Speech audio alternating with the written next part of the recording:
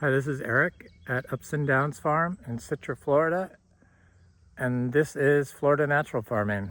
So I'm just trying to formulate a plan. This is chapter 2 of my food, forest, and rejuvenation of the natural systems here. And it's a bit overwhelming. I'm kind of surprised that I got as far as I did by myself in Vero Beach, considering it was horribly degraded system of lawn and a few specimen trees. And here it's a fairly degraded system of a lot of specimen trees, old growth oak trees that are just gorgeous. And they've been mowing. They've been mowing the forest floor.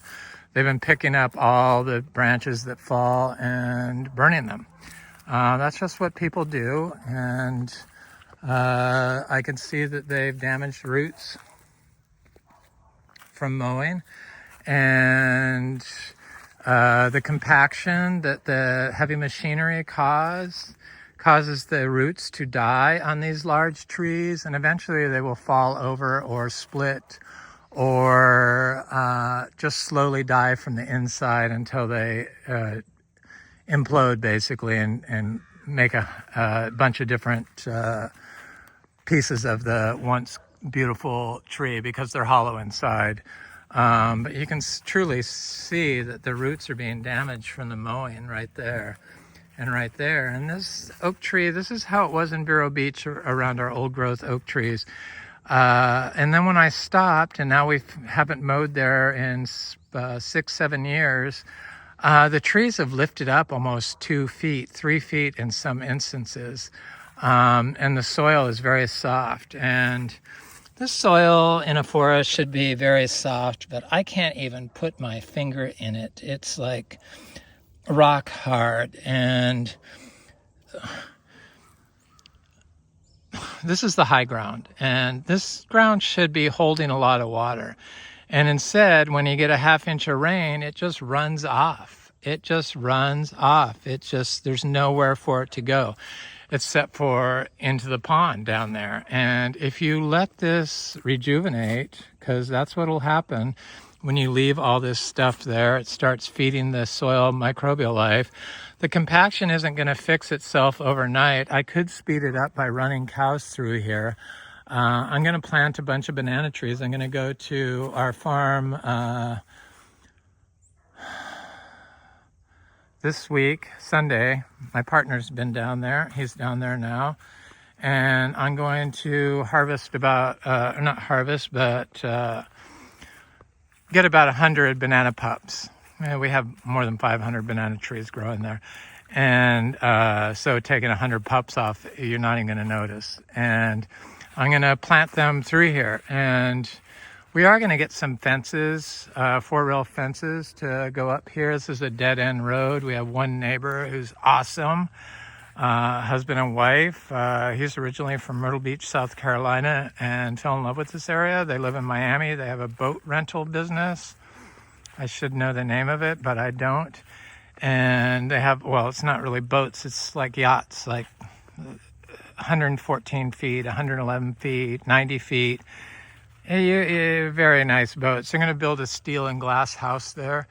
They never plan on living here, but they love it. And the neighbor across the street is, they got those gypsy horses. They live in Homestead, and so they don't even live here. And the people next door, they're also from South Carolina. So people on both sides of us are from South Carolina. This person lives in Miami. This person lives in Homestead, so down south. They just have a caretaker there. Everyone here is really nice. Obviously, they have a lot of money, a lot more money than we have, and I'm sure. And they're really cool people. I love them. Great. Finally, we have great neighbors.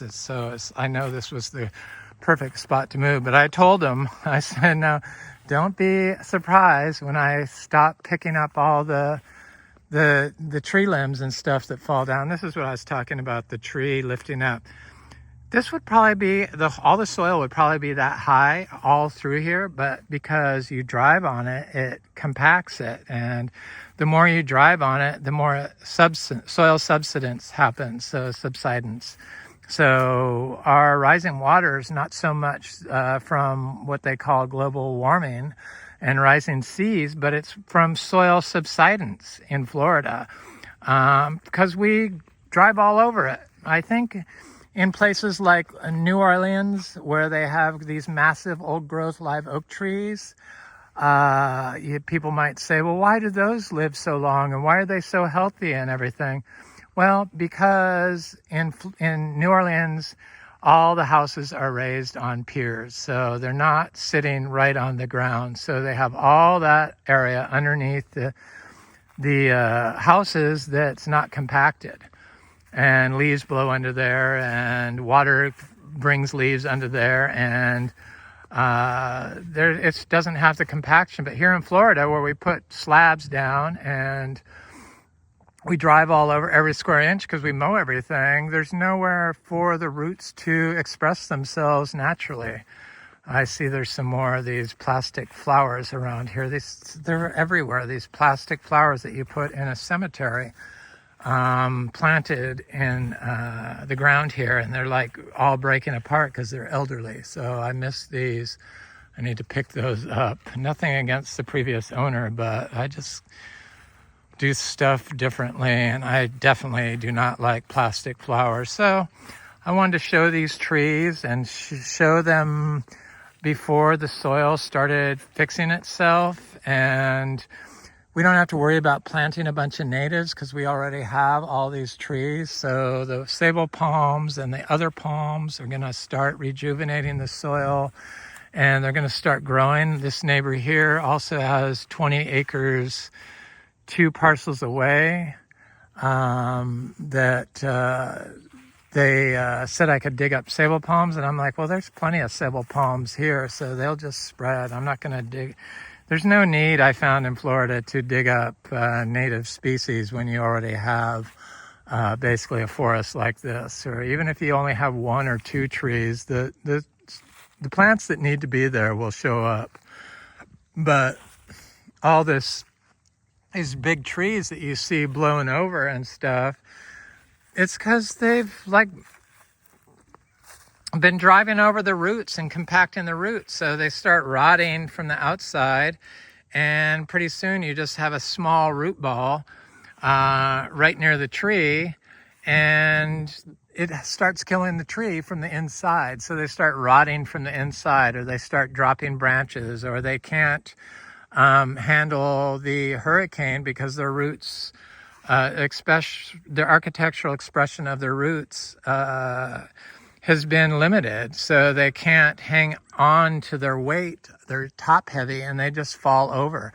And a lot of them are hollow inside after they've been you've mowed around them for years and years and years. And I know everyone does it, but I found that people generally cause more harm to systems than good. So even the University of Florida, they have their plant testing acreage near here. And nothing against the University of Florida, but I see they have areas on that are just like this. So it's mowed, live oak trees right up against the tree. Yeah, you could do it for a long time, but eventually they are all going to die. And where's the secondary growth? So you have nothing to replace them. So a lot of little trees are going to start popping up in here. It's going to be interesting to see the progression. Not unfortunately, but it's winter now, so you're not going to see huge progress happening because everything's slow in nature. It works at its own time. But guaranteed it's going to start looking better. And if I had some fences up here, I would run the cattle through here because that can break up the compaction, and the manure will attract gophers and stuff because the bugs, the worms that go underneath the manure, and the dung beetles and stuff, they're all soil excavators and can rejuvenate a system quick. But I'm getting my wheelbarrow in coming up Sunday and or Saturday or Friday, one of these days. I'm getting a delivery from Vero Beach, and I'm going to have my wheelbarrow, so I'm going to start scattering manure more efficiently everywhere. And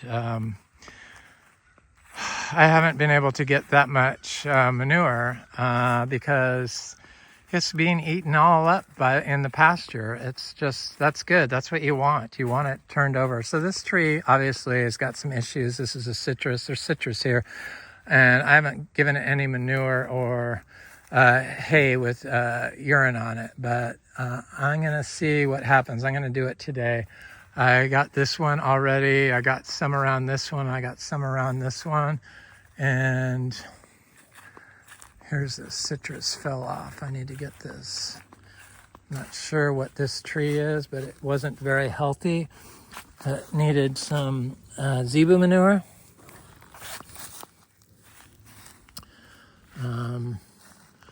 This is a little bit healthier over here. This clementine.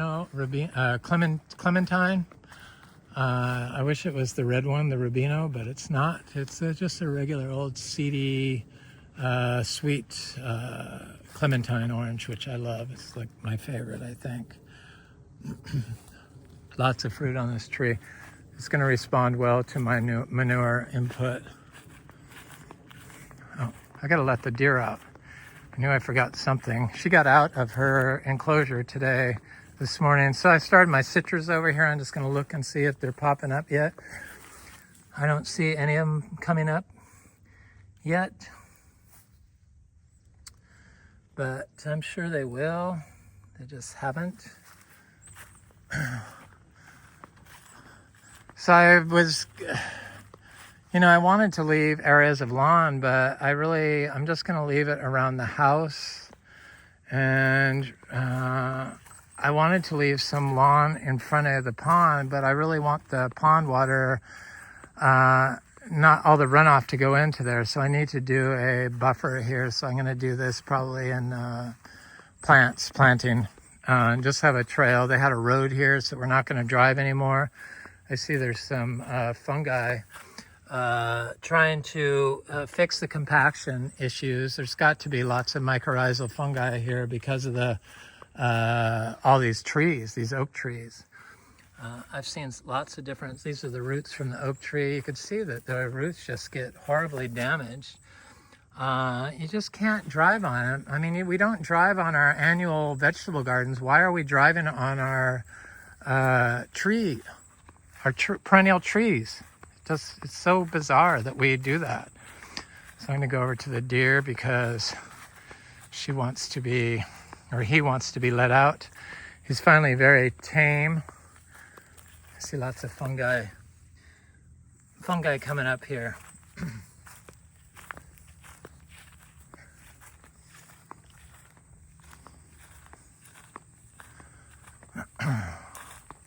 So in the morning we give the deer and the goat a little apples, and there he is. Hi, Goliath.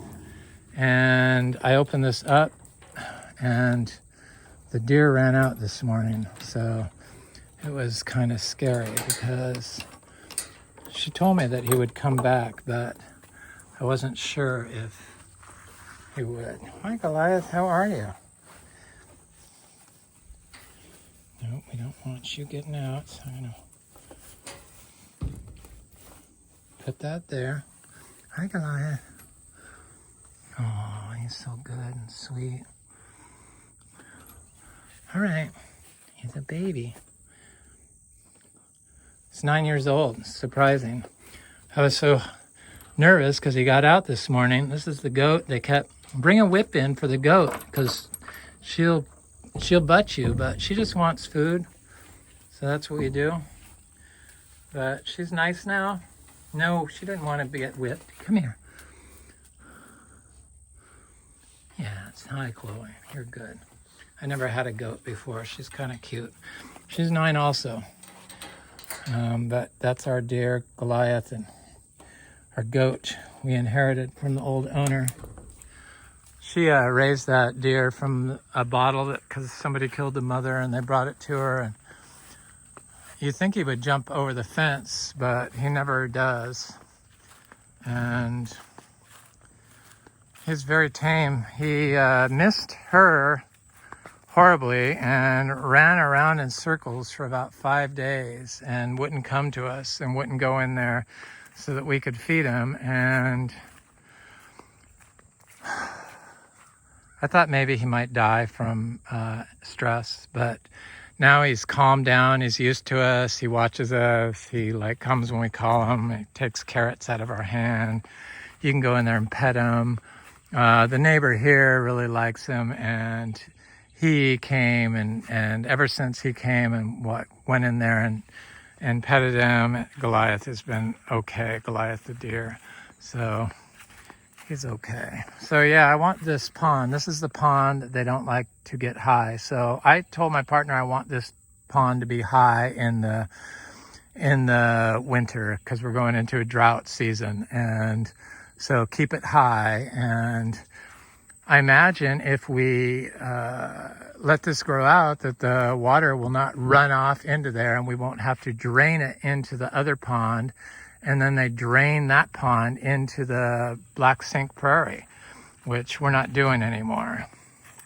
So we just want the water to be held in place, much like in Vero Beach. We fixed the issues there. We're the only property around that doesn't have any standing water, even after a major hurricane rain event or any rain event. There's basically no standing water. I've been watching lots of interesting rewilding videos from Australia because it seems like Australians are farther advanced than we are as far as rewilding land goes. You're regenerating forests and stuff in Africa, and so I've been watching some of those and to get inspiration for this, and it's been very helpful. I kind of knew what to do. It's just starting new and such a large piece of land. It just seems overwhelming, and it's like, where do you begin? And really, I already began just by not doing anything. That's probably the biggest thing, is to let it go back to natural. And that's what I'm doing until I get my banana trees and my ginger. I can't really plant anything, and I'm going to bring some of my compost from down there because I have so much compost in Vero Beach, unlimited amount. And the soil is so nice there. I'm going to bring some of this soil so that I can add that to my potted plants. So this is my vegetable garden. So each one of these days is a day of manure. I haven't been able to collect that much manure. I haven't had a wheelbarrow, but I have been carrying it over here in buckets. And so each one of these represents a day. And this stuff's starting to come up. There's a little cabbage. And I had some elderly seeds, so some of the stuff may not be coming up, but this is coming up. A lot of the stuff is coming up. This is one I just planted yesterday. And we're doing this dry farmed. I found that for dry farming, mixing the raw zebu manure directly in the ground in the soil was the best results for dry farming that I've had in my 9 years of dry farming vegetables in Florida. I've done it multiple different ways. I used biodynamic compost. I used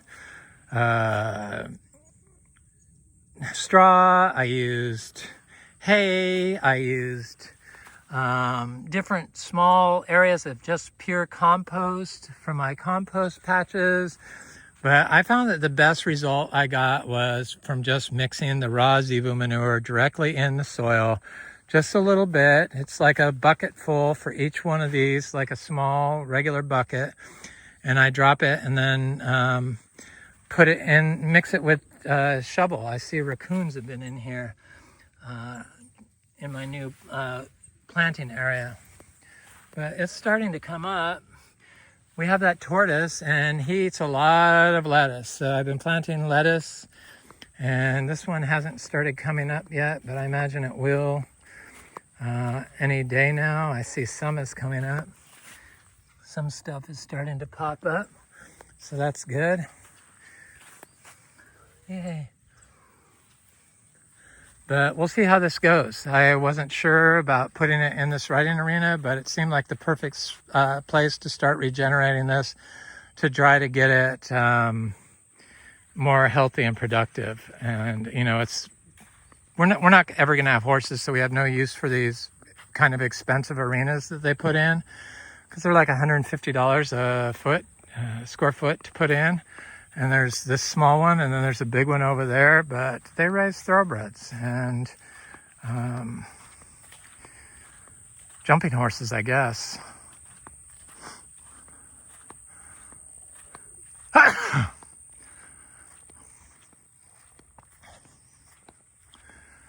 So I'm going to go look at my zebus and maybe walk to the back of the property. So the neighbors on this side have like 2 big pastures of like, I don't know, 8-9 acres. And they said we could use those. And it's the lady that lived here used them. They're super nice. I feel like we hit the jackpot in the neighbors here. This was the smartest move for us ever, because I just love it here. My partner loves it here, and the zebus totally love it here. So we have this little newborn heifer that was born Halloween, Pumpkin, and she's quite the little pistol, and her mother is in here. This is that other arena that I haven't even started on.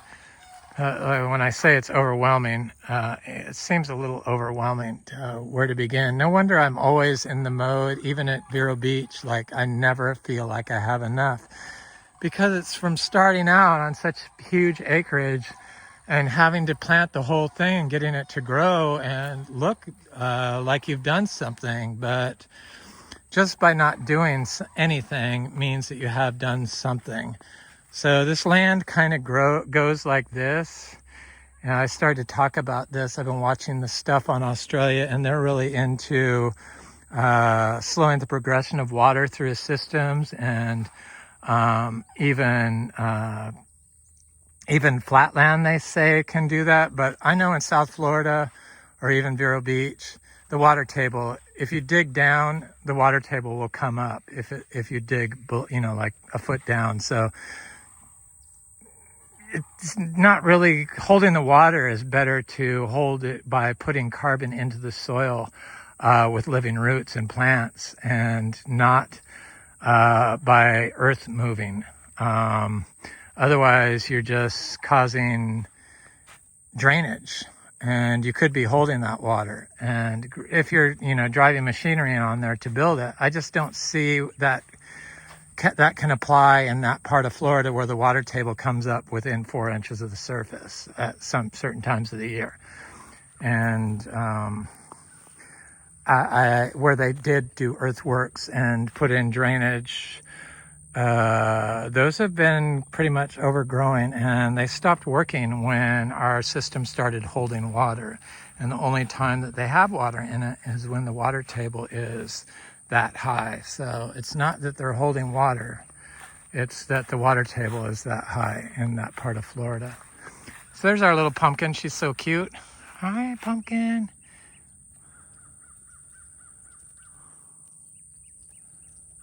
Heifer. Hi, little darling. Come here. No? You're not going to come see me?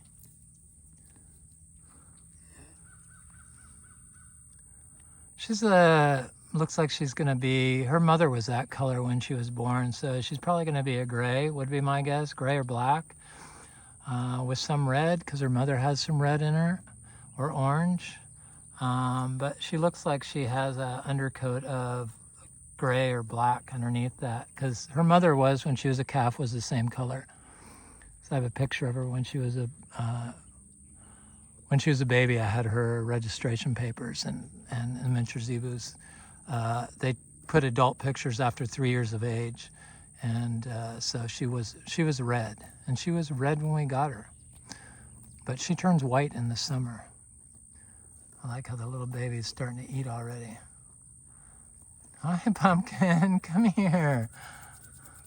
Come here, sweetie. She doesn't trust me because I have to pick her up. I have her in this small pasture because her mother is so squirrely that I put her in at night because there's no donkeys in here. Here she is. Hi, Pumpkin. Oh, you're so sweet, little girl. It's amazing she's still friendly to me. She's getting kind of heavy to pick up, but she's still only like 20, 25 pounds. She's very cute. Got a little bit of white on her, but not much. All right, Pumpkin, have a good day. You're so cute. Yes, you are. I love the miniature zebus. So I have her in the small pasture. I had her in here, but you know, until we get our fences built, she's able to run underneath. And she went over to the others and the other cows, and they're nice to her, but they don't like, the other cows do not like that cow. So that cow has to be separate. That cow is okay with our new heifers from this year, Bubbles and Peanut. And Bubbles and Peanut knew I was trying to get the calf, and so they brought the little calf right back to me. They're amazing creatures. That's why we're doing this, because we love them so much. It's just, that's why we are selling Frog Valley Tropical Fruit Farm, and because we're not into selling tropical fruit or selling plants. And that's really what that place needs. And seems to be some movement on it. We'll see. People that want to carry on the work that I started and bring it to the next level. But I really love this farm. I'm very happy here. So the weather's a little cooler. Yeah, I can't grow tropical fruit trees, but obviously I can grow citrus. So I like citrus. I'm okay with that. I could grow peaches and stuff. There's some other things that I could grow. I have my kwai muck. I'm going to play with those. I'm going to try a couple of garcinias. I have so many garcinia seeds because we're the source of a lot of these seeds. So I can bring the seeds with me. So I noticed that the donkey manure doesn't break down, but the zebu manure, it disappears. So this is where they were last week. I can't see any zebu manure. None. It just disappears. It's such a huge difference between, and you would think you'd see a lot more zebu manure because we have a lot more zebus than we do donkeys. You think you'd see a lot more zebu manure, but you don't. I don't see any, and it's only been. Here's one here. It just disappears. It's almost gone. That's what you want. The faster it turns over, the better it is.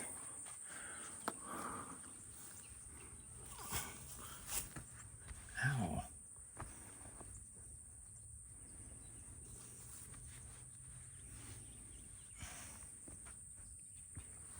Nettles. Ouch. That's what those are. Oh.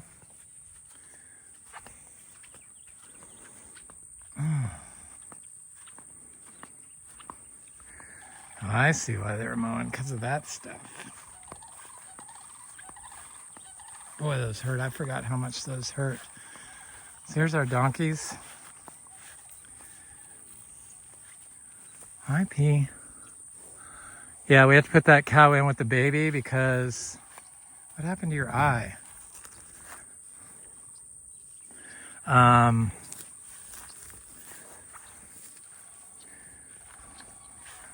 Because of the creatures here. So here's the zebu manure. It's already disappearing. Yeah, you can see the zebu manure all over the place. So you know it's in here, but it just disappears. It's just, these pastures are really nice. Hi, Wally. Hi, honey. He's been very nice to me lately. Hi, Wally. He's been letting me scratch him. There's like some sort of drainage. This must go down to the pond down there. Hi, Wally. How are you? Little guy. Not gonna let me scratch you today? Can I scratch your butt? Nope. All right. I won't scratch you. Mean bull, huh? There's little Romy. We've been calling him Eddie because his head is so square. I guess is why he's been doing that. There's Bubs. She finally is not nursing anymore. Her mother is dried up. 9 months on her mother. So they said 10 months. So she was such a nice looking heifer. I don't think she's going to get very big. Of course, this is her father, who's a lot smaller. Her mother's quite large. She's about 36 inches. She's a little smaller than that.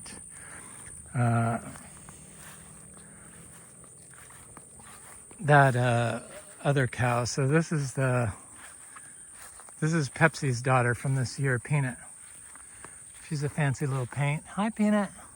She's my little doll baby. She lets me do whatever I want to her.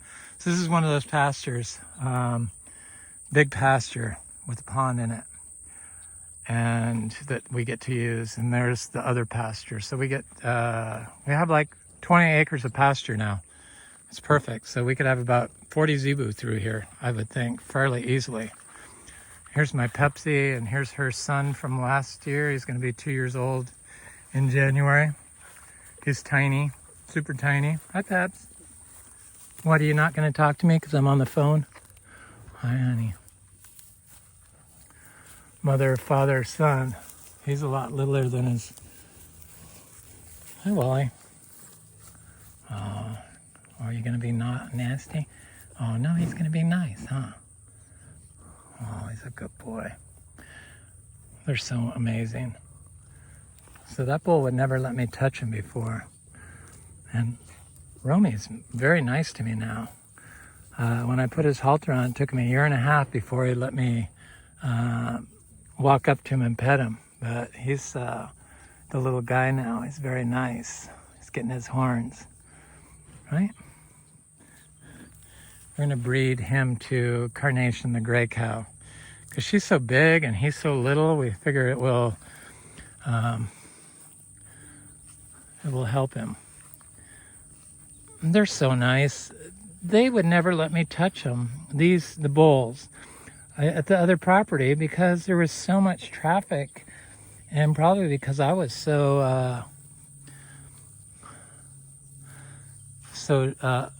I was always inflamed by it, the noise and the burning and worried about them spraying, but they haven't done that in a couple of years. So I don't think they're going to be spraying glyphosate anymore on our property, but time will tell. Anyway, that's the miniature zebu. I'm going to go down here and look at this other pond because he always feels like he has to escort me out of here. So he'll walk me right up to the time I leave, usually. But it's nice to not have to worry about him coming up from behind and hitting you. Right, Wally? Which he would do at our other place. He wouldn't hit you, but he'd sure act like he wanted to. He's such a nice little bull, built really well. From Rick Bogle, RV Bogle, Bogle Farms Midnight, that's what it is, 1910. His sister is Cappy. He's out of a cow called Amber. He's also, Rick Bogle has a brother of his that he kept called Jarvis, right? Mondo Perkins' cow Cappy is his, out of the same cow. Little tiny progeny from that cow Amber. A lot of them. I really didn't know what I was doing, but I liked the look of his mother. She had a huge bag and she was just gorgeous. She was a red cow with one white spot on her. And he's been throwing color. Of course, he is out of a black and white father, but he hasn't thrown, and he's black. He hasn't thrown any black calves, which I find interesting because I would assume that all his calves would have been black or black and white, mostly, but none of them have been black.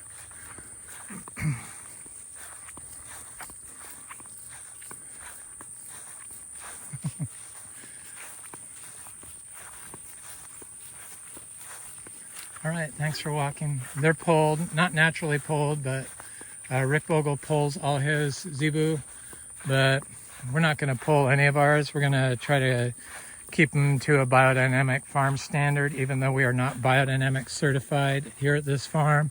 I still believe in the essence of biodynamic farming, especially when it comes to raising cattle, and mostly all their teachings. But do I follow it wholeheartedly? No.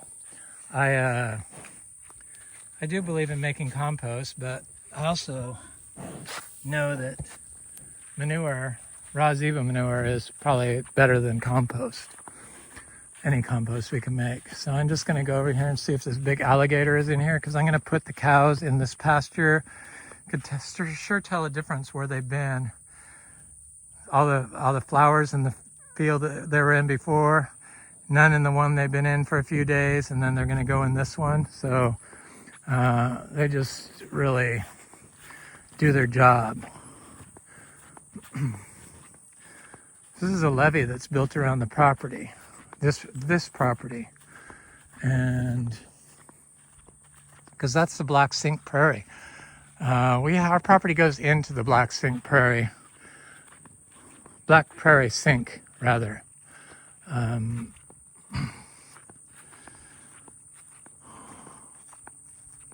It's very beautiful views here. At night, it's all dark, and Florida is so freaking gorgeous. Just love it. Love it, love it, love it. I couldn't imagine living anywhere else.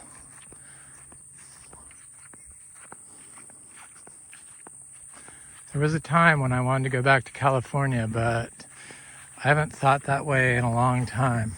I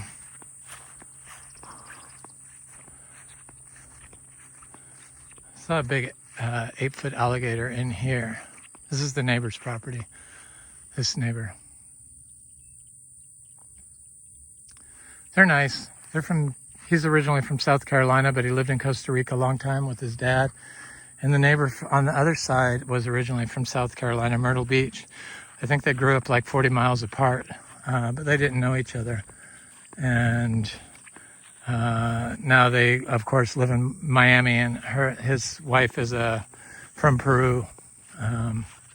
Super, super incredibly nice people. We just hit the jackpot all around on this property here.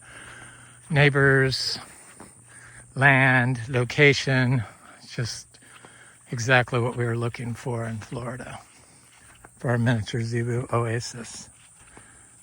All this grass. So I did see a big alligator in this pond, but I'm going to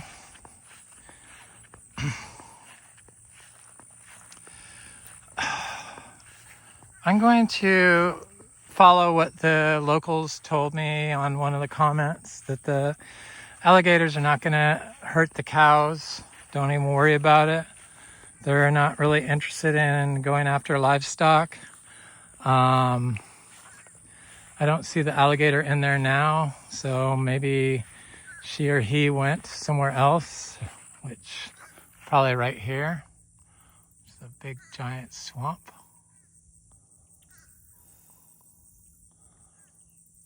But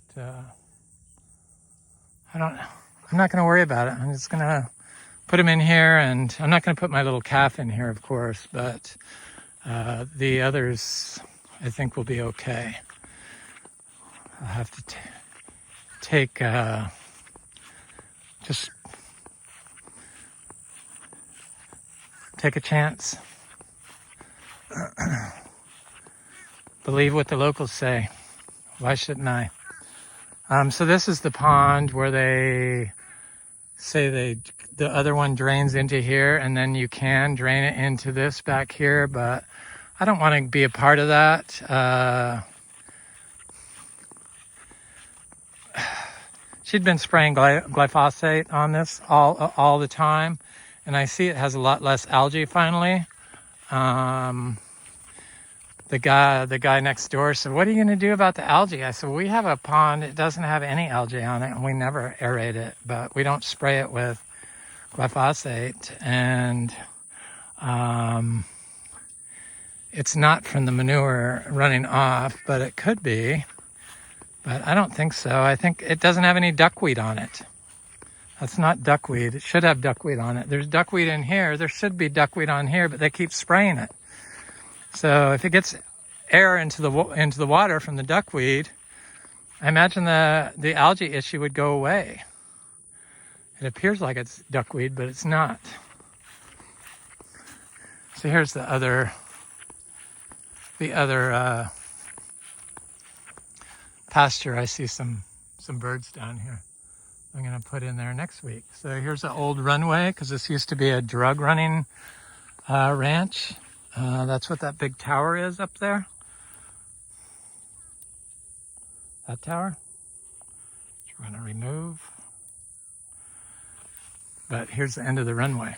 Anyway, I'm Eric, and I'm at Ups and Downs Farm, and this is chapter 2 of our Florida natural farming journey of rewilding this oasis we found here in Central Florida, Citra, Florida. Have an excellent day. Thanks for watching. Please like, share, and subscribe. Leave a nice comment. I always like hearing from you.